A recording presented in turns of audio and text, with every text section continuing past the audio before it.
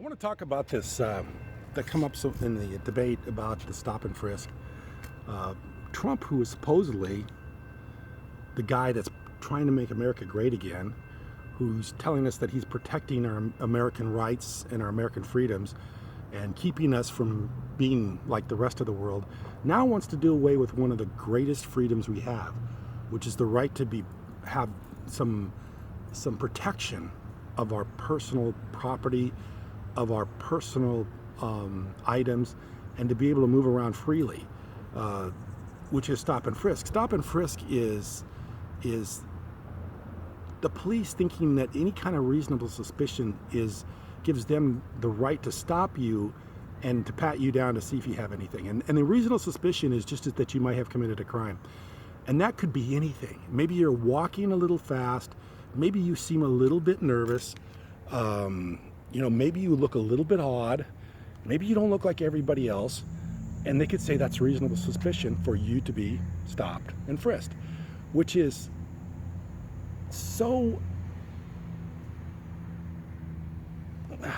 it's the antithesis of what everybody thinks that Trump wants everybody thinks that he is.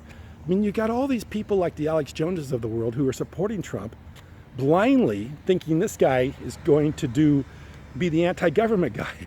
And then they'll support him when he makes these kind of statements that he wants more stop and frisk, which is leading us down Nazi Germany, is leading us down the path of where governments that would fear the people are always stopping them to frisk them to see if they've got anything and to see if they're doing anything.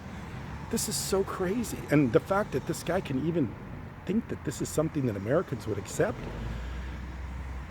And there's a lot of debate if it even works or not. Most of it says it doesn't. All it does is it just creates an atmosphere of paranoia where the police are stopping everybody because they think possibly they may be doing something they're not supposed to do.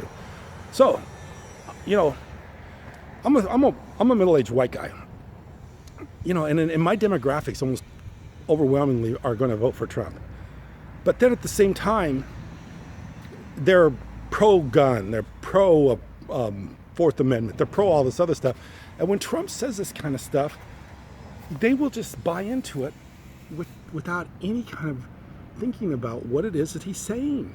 The guy is saying something very, very drastic, very dramatic, something that's not the American way.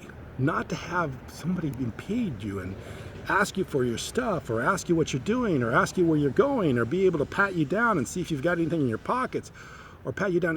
That's what the whole thing with the TSA. That's why people think the TSA is violating their rights all the time. And Trump comes right out and says it. Biggest life. I think stop and frisk is a good idea. And then you got the big government person, the person that everybody fears for big government, saying she doesn't agree with it.